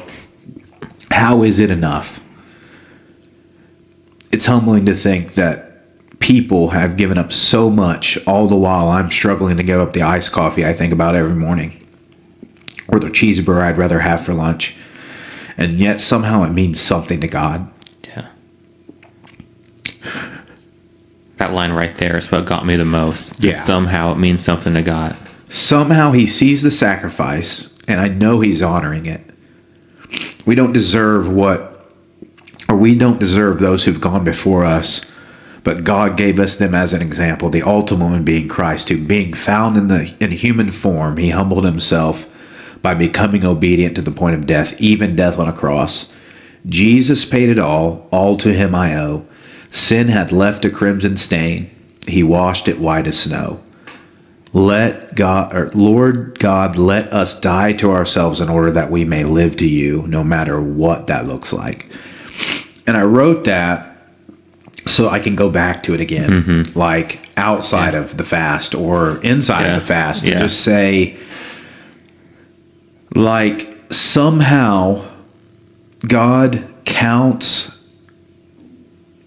or God sees the sacrifices we make, and you go, but so many people have made far bigger sacrifices, and I am complaining or thinking about complaining about the fact that I don't get to eat what I want to eat. And you go, like, it just puts it into perspective. And somehow God still honors the fact that you're just giving up food, you know, and he sees that you're doing this because you believe it's pleasing to him. And you go, that's just love, you know, that's what it is. There's no other way to explain it. It's a love we can't explain. There's such an opportunity, I think. Like, I thought of it for myself whenever we talked about doing the fast, and then I didn't know what if you were gonna want to do it or not, you know, later. I mean, I knew you talked about it, but when I decided, like, this is what I was going to do, I was thinking of myself in it. And I really believe that, like, it was a God thing that it lined up to where we were able to do it at the same time. And I know I talk about that kind of thing all the time, but I mean, I'm 100% serious when I say that, like, I could not have done it if we weren't doing it at the same time. Same. And I know that is, like, such a God thing, and so many things in life work out that way, it seems like, but it's like, there's just no way I could have done it. And I thought the other day, I'm like, it's so dumb. I mean, even after I read what you wrote the other day, I thought, I don't know, this seems so small in comparison, but it feels like one of the hardest things I've ever done as far as, like, denying myself for it, you know? Because we think about food so much more. It's called food noise. They actually have a term for it. It's when you don't realize it, but you think about food. Like, when I get up, I'm thinking about what I might grab on the way to work for breakfast. When I get to work, I'm thinking about what I'm going to have for lunch. When I'm, you know, at 2:00, I'm thinking, wonder what we're going to have for dinner tonight. You know? Like, it just takes up so much of your mind. And it's crazy. And I know some people have thought I was crazy doing this, but, like, even at work, like, I've had some people say, like, well, they're counting down for me now. Like, thankfully, so my coworker Rex, he's a great guy, and he brought me, like, a Daniel Fast approved snack the other day, and, like, he knows that people bring me candy and stuff, and, like, he'll come in and take it away from me, and it's just, you know, funny stuff. And so he's a good dude to have around. But, like, I've had so many people say, well, it's day 3. it's day 4. How you doing? Like, I'm surprised you made Yeah. it this far. And I'm like, well, so I'm relying on the Lord. I'm doing this devotional. And my buddy's doing this at the same time. It's a witness. It is a witness. It's a witness. They all thought I would have caved by now. And I'm like, it's not my own strength. It's not a diet. That's the thing. Like, Yeah. how's your diet going? It's not a diet. That's the issue. Yeah, how's the fast? And I'm Yeah. like, it's going. And I'm like, but I'm relying on God to get me through it. And my buddy's going through it at the same time. So we're relying on each other. And it's just like, it's literally, I'm not just saying this. It's truly one of the best things that's happened to me. It's one of the hardest things in a weird way, even though Yeah. individually I've done harder things. It's not that, well, I didn't get to eat my cheeseburger today, so this is the hardest thing that's ever happened Yeah. to me. I don't mean that, but as far as just like the dauntingness of having 21 days of just like, I got to figure out what I'm going to eat, how I'm going to eat it, that it follows the guidelines, but also that I'm not going to do social media, that I'm going to make time to do my devotional, that I'm going to check in on my friend to see how he's doing, that I'm going to have my Bible time, like all that stuff, Yeah. cram it in there. But Some I of have so that much stuff's time, like, though, too. it should be regular. The problem is it's not a regular rhythm in your life. Yeah. And so, like, because it's not a regular rhythm, it seems so offbeat. Mm-hmm. You have to like rewire your brain. Yeah. You mentioned detox one day. You're like, it's like a detox. And I'm It like, is. dude, it is. It's And like I a watched that detox. video of the guy that was like, hey, he wasn't claiming it was a Daniel fast, but he was doing the same thing, only he was just doing like organic stuff and like no social media, no plastics, nothing. And so he was like, I picked up a book day 1 because, well, I can't be on my phone. And he's like, I couldn't focus past the 3 sentences. Yeah. And he said, by the end of the week, I'm loving reading. Yeah. I'm like full, like I get lost in the book. But my attention span was so short because you get all these dopamine hits from scrolling and just being able to go from, I don't know about you. Sometimes I close Facebook and just go right to Instagram. Yeah. To do the same thing. And you go back and you have to refresh it because you've already seen that. I'm like, I need more. Yeah. And then there's some Yeah. new AI stuff to look at. Just crazy stuff. And it's crazy to me because after the first day, I knew I didn't need social media. Mm-hmm. It took one day too. to be off of it and refocusing the time to the Bible or to prayer or to Anything. things that the Lord would find pleasing. And you go, well, why did I think I ever needed that to begin with? Well, we were raised to believe we needed it. We're that generation that it came out. All of those came out when we were teenagers. It just builds up too. So before you know it, you probably weren't on there that much to start out with. And then over time, it becomes a habit. And it's crazy. Yeah, and then the amount of times you pick up your phone is in a day is 153 or some or astronomical whatever. amount should be embarrassing. I will say that to me, this has transformed my life. Mm-hmm. I mean, It's not lip service. It I legitimately think is. a day and a half in, I was like, well, we only really have to go 10 days. That was the real fast. I thought the same thing. And then I was like, no. I was like, no, anything worth doing is worth doing right. We're, 21 days it is. But the good thing is, like I said, like we discussed, this is a witness. Like, I'm going to go to a wedding today and I'm not going to be able to eat anything. And there's going to be people that ask, well, why aren't you eating? And I'm like, well, I'm a Daniel fast, and hope, maybe that'll open up a door to say, well, what's that? And, you can have these conversations. What's cool though is by God's grace, and I didn't plan this at all, but like literally we get our last day of the fast is Sunday, August the 16th. That's the last day. And like I plan on like praising God on that day. And not just because the fast is over, but just being like, thank you, Lord. Like extra special church service. Yeah, I'm just like really thankful for that. But that Thursday we get to go to this Shane, but it doesn't matter who it is. But we get to go to this worship concert. With new hearts. Yeah, with new hearts. And I thought of that. I'm like, you know what? It's a worship concert. It is I keep calling it this Shane and Shane concert but it really is a worship thing. And I was like, we get to come out of this fast and we've got about 3 days of like kind of, doing whatever. And then it's like, we got to go through this thing together. And then the two of us were going to go worship. Yeah. And I just think that is going to be so cool. Which makes me wonder, and this may sound crazy. So I took the Friday off after, obviously, because I did which too. makes me wonder: do we fast until Friday morning? Do we experience the worship outside of having had canes before. Yeah. Maybe it's something to think about. Yeah. Because I've thought Because about it's only 4 more days. Yeah. If you've done 21, what's 25? Yeah. And then you get to wake up the next morning after experiencing this night of worship Yeah. to what are we going to eat? Yeah. You know? Yeah. It's No, just that a sounds thought. cool because, Yeah. and like spirit led, because I've thought about that so many times. I'm like, leave it to God. Like, we're going to go through this together. Seems like we Yeah. go through a lot of stuff together. It just, I don't know. Thankfully. But we're going to go through this together, and then we're going to end it on this high note of like, we get to worship God on this, on this Thursday night. It fell on a night that you're not preaching. So it like totally worked out that you could go. Yeah. And I almost didn't ask you because I didn't want to bother you with it Yeah, because I'm newborn. like newborn. And I was like, I'm just gonna ask because it's on a Thursday, and I'd really like him to go with Yeah. me, you know. And so it just worked out. Well, and I had salt, and I didn't want to bring it up to you because I was like, I don't know what Lacey will think. But since you brought it up, then I got to go to her and be like, well, Casey really wants me to go to this. He's begging me. He cried on the phone. He did. He was like, man, I don't know. It's it's a once in a lifetime, twice in a lifetime opportunity for you. But no, that's a good thought. I have to be praying on that Yeah, because for that sure. sounds, because can you imagine getting an opportunity? Like I'm already tore up in the car right now listening to the praise and worship music. Like I too. never really have been. I keep a box of Kleenex. Oh, let's be real. Sometimes the devotionals get me anyway, and I Yeah. cry on the morning. But lately, Yeah. I've been a blubbery mess. Yeah. Like I literally have been. So If you called me on a morning about 7:30, I'd be like, "Hello, it's fine. I'm fine. have you I been promise." crying? No. What do you need? Drinking my water. Yeah. Yeah. It's the tears from having to drink this water. Yeah. But yeah, I think that'd be so profound, truly, to experience that because there's so many songs that Shane and Shane sing that are just they're just pure worship. Let's pray about it and then do it. Maybe. Yeah, I think so.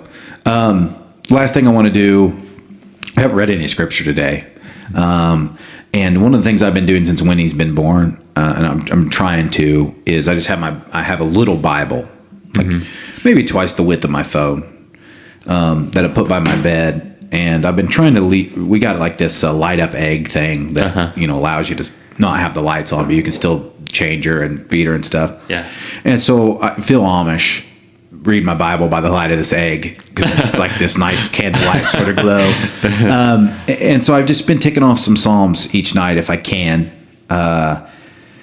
And I came to Psalms 27, and like so many people love Psalms 23, and I love it. I love Psalms 23 as well. Or Psalm 23. I keep saying Psalms. Psalm 23. But I texted Casey and I was like, Psalm 27 is goated. Like, I'm just going to read it for you. It says, this is a Psalm of David. The Lord is my light and my salvation. Whom shall I fear? The Lord is the strength of my life. Of whom shall I be afraid? When the wicked came against me to eat up my flesh, my enemies, my foes, they stumbled and fell. Though an army make encamp around me, my heart shall not fear. Though war may rise against me, in this I will be confident. One thing I have, and this is the part that I love, verses 4 through 8 are so wonderful. One thing I have desired of the Lord that I will seek, that I will dwell in the house of the Lord all of the days of my life, to behold the beauty of the Lord and inquire in his temple. For in the time of trouble he shall hide me in his pavilion. In the secret place of his tabernacle he shall hide me. He shall set me high upon a rock. And now my head shall be lifted up above the enemies that are around me. Therefore I will offer sacrifices of joy in his tabernacle. I will sing, yes, I will sing praise to the Lord. Hear, O Lord, when I cry with my voice. Have mercy upon me and answer me. You said, seek my face. My heart said to you, your face, Lord, I will seek. And like, to me, that's been the main point of the fast is like, you said, seek me. And my heart has said, I want to find you. Lord, your face will I seek. And later on he goes on to say, teach me your way, O Lord, and lead me in the smooth paths because of my, and it's just a wonderful psalm to say, but is that true about me? Like the Lord said, seek my face. That should be our life. Our life's purpose is that. Has my heart said, your face I will seek? Or has my heart said, let me get to what I like, let me get to this and this and this. What I desire. I'll get to the part where I, am looking for you. But like, I want seeking his face to be forefront of my life. And when you take out a lot of the noise that we've taken out, the food, the social media, the phone, the thing that's left is God,